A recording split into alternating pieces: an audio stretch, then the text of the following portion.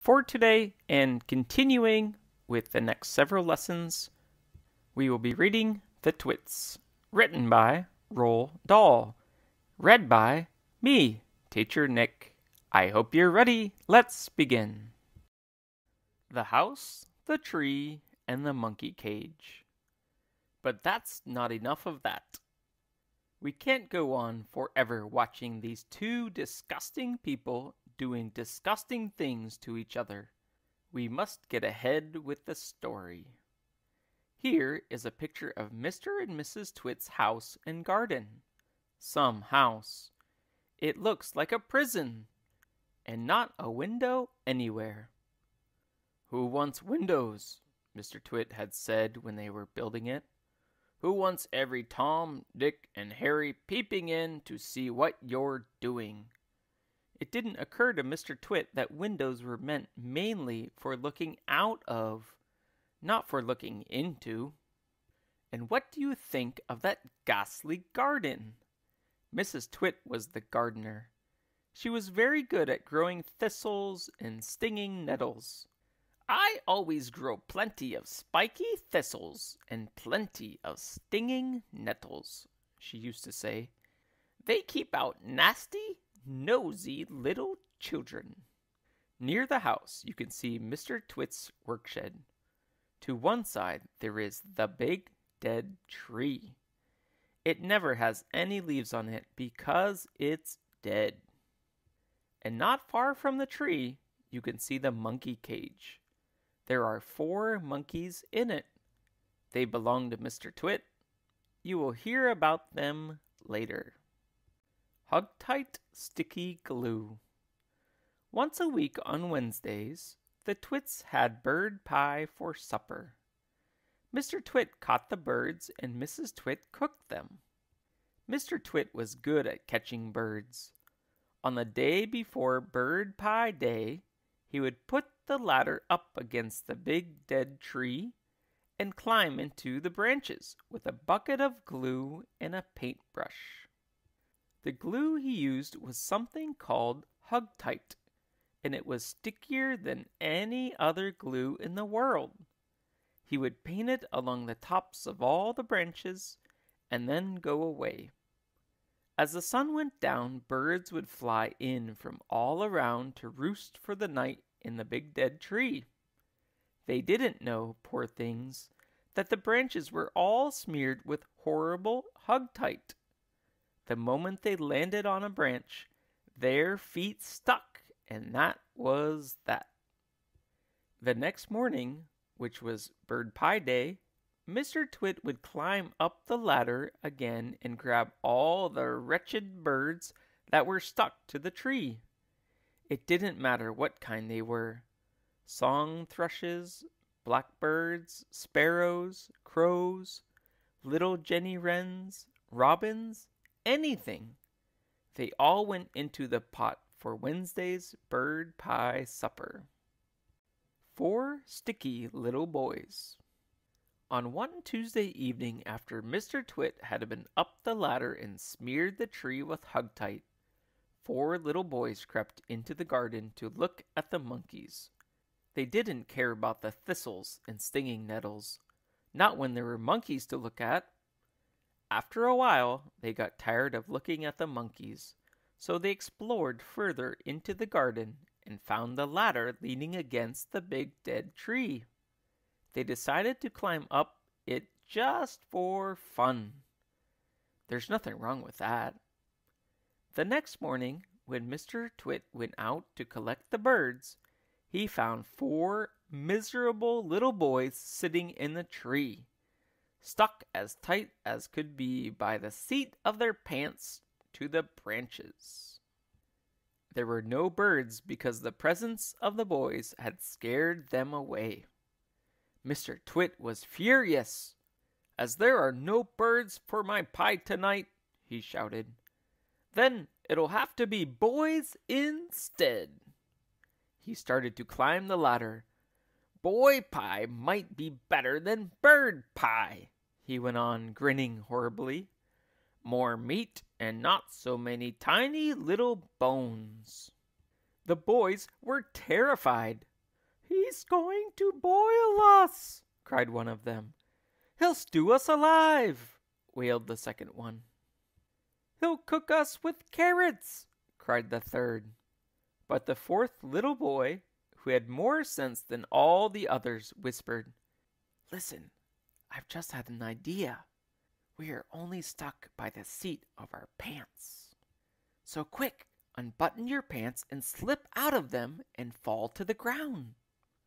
Mr. Twit had reached the top of the ladder and was just about to make a grab for the nearest boy when they all suddenly tumbled out of the tree and ran for home with their naked bottoms winking at the sun.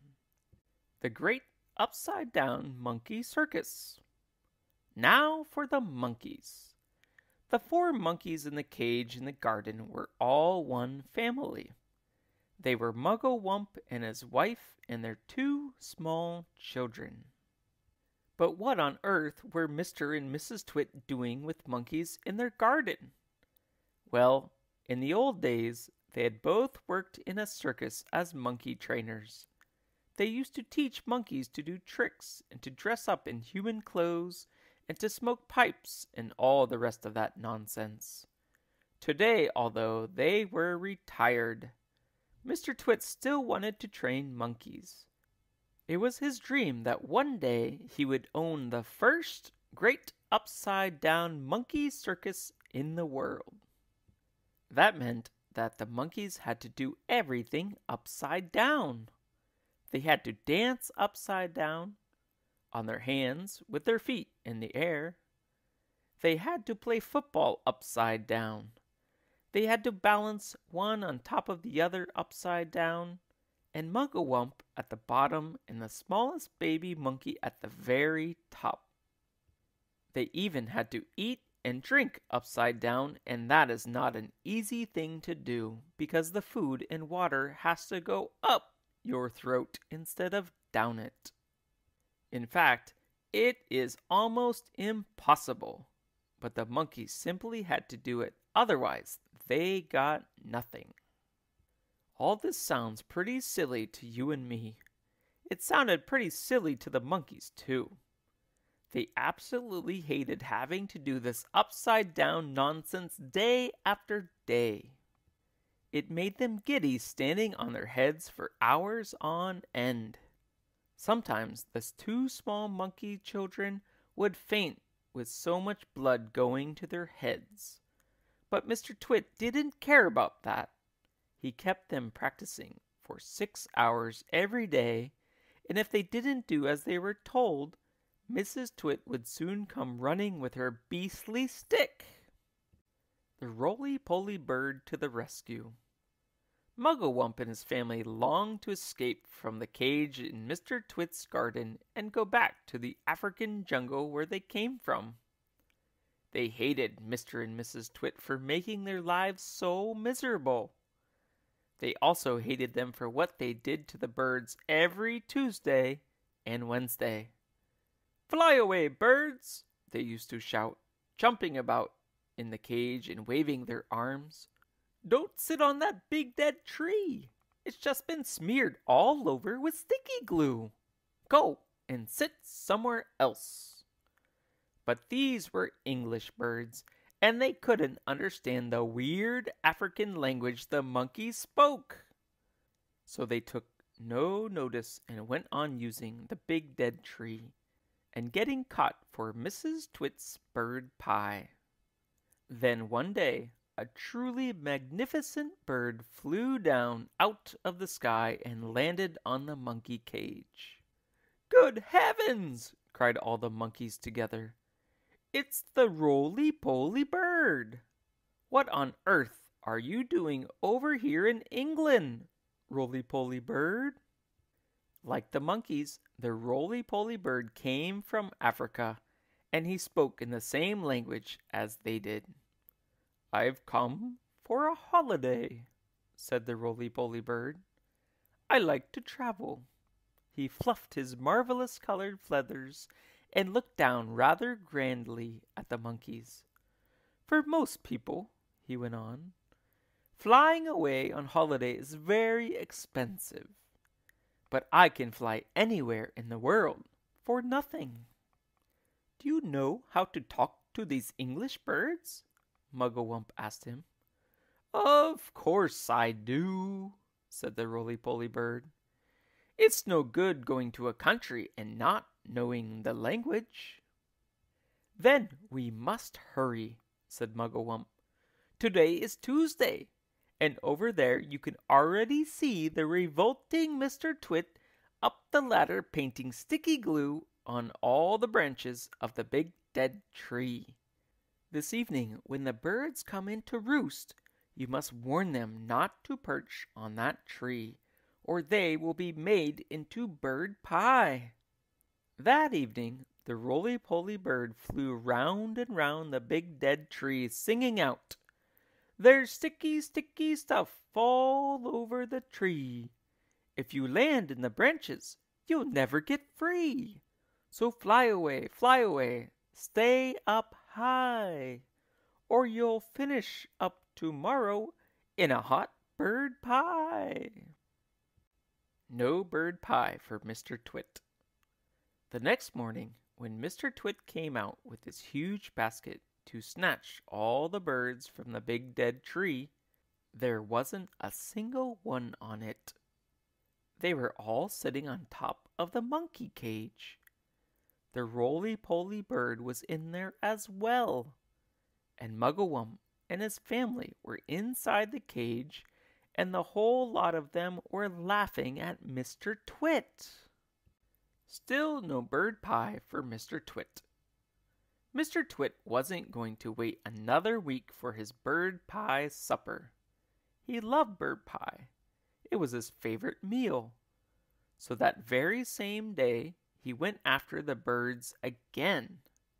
This time, he smeared all the top bars of the monkey cage with sticky glue, as well as the branches of the big dead tree.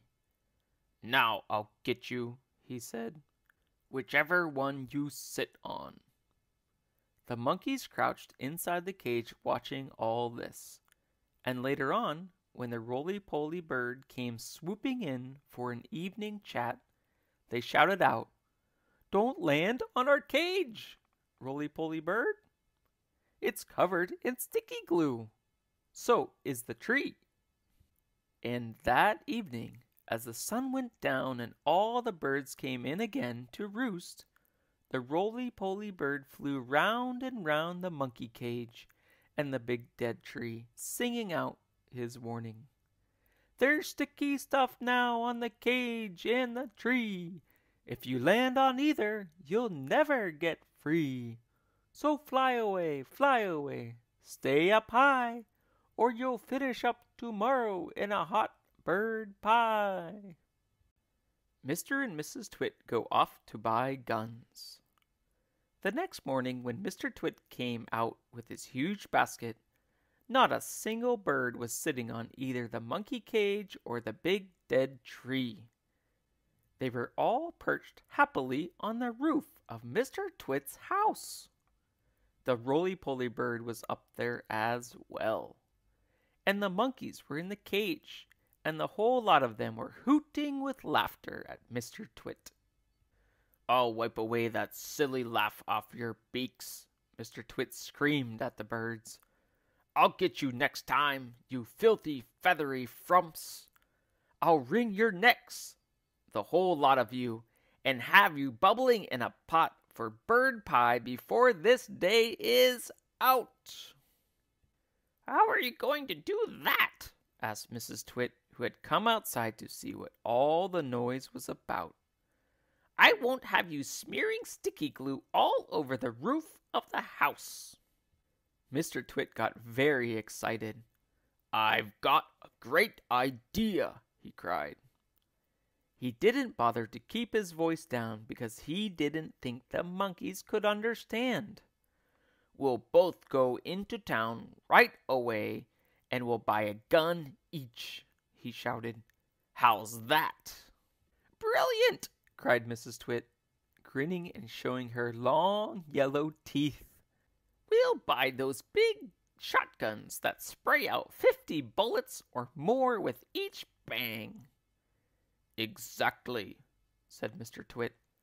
Lock up the house while I go and make sure the monkeys are safely shut away.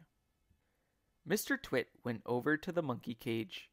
Attention, he barked his fearsome monkey trainer's voice. Upside down, all of you, and jump to it. One on top of the other. Quick! Get on with it, or you'll feel Mrs. Twit's stick across your backsides. Obediently, the poor monkeys stood on their hands and clambered one on top of the other, with Muggle-Wump at the bottom, and the smallest child at the very top. Now stay there till we come back, Mr. Twit ordered. Don't you dare to move, and don't overbalance. When we return in 2 or 3 hours' time, I shall expect to find you all in exactly the same position as you are now. You understand? With that, Mr. Twit marched away. Mrs. Twit went with him, and the monkeys were left alone with the birds. Muggle-Wump has an idea. As soon as Mr. and Mrs. Twit had disappeared down the road, the monkeys all flipped back on their feet the right way up. Quick, get the key! Muggle-Wump called out to the roly-poly bird who was sitting on the roof of the house. What key? Shouted the roly-poly bird. The key to the door of our cage, cried Muggle-Wump. It's hanging on the nail in the workshed. That's where he always puts it. The roly-poly bird flew down and came back with the key in his beak. Muggle-Wump reached a hand through the bars of the cage and took the key. He put it in the lock and turned it. The door opened. All 4 monkeys leapt out together. We are free, cried the 2 little ones. Where shall we go, Dad? Where shall we hide? Don't get excited, said Muggle-Wump. Calm down, everybody. Before we escape from this beastly place, we have one very important thing to do. What? They asked him. We're going to turn those terrible twits upside down. We're going to do what? They cried. You must be joking, Dad. I'm not joking, Muggle-Wump said. We're going to turn both Mr. and Mrs. Twit upside down with their legs in the air. Don't be ridiculous, the roly-poly bird said. How can we possibly turn those 2 maggoty old monsters upside down? We can, cried Muggle-Wump. We're going to make them stand on their heads for hours and hours, perhaps forever. Let them see what it feels like for a change. How? Said the roly-poly bird. Just tell me how. Muggle-Wump laid his head on one side, and a tiny twinkling little smile touched the corner of his mouth. Now and again, he said, but not very often, I've a brilliant idea. This is one of them. Follow me, my friends, follow me. He scampered off towards the house, and the 3 other monkeys and the roly-poly bird went after him. Buckets and paintbrushes, cried Muggle-Wump. That's what we want next. There are plenty in the workshed. Hurry up, everyone. Get a bucket and a paintbrush. Inside Mr. Twit's workshed there was an enormous barrel of Hugtight sticky glue, the stuff he used for catching birds. Fill your buckets, Muggle-Wump ordered. We are now going into the big house. Mrs. Twit had hidden the key to the front door under the mat, and Muggle-Wump had seen her doing it, so it was easy for them to get in. In they went, all 4 monkeys, with their buckets of sticky glue. Then came the roly-poly bird flying in after them, with a bucket in his beak and a brush in his claw. So that's it for today. I hope you have a great day, and we'll see you next time.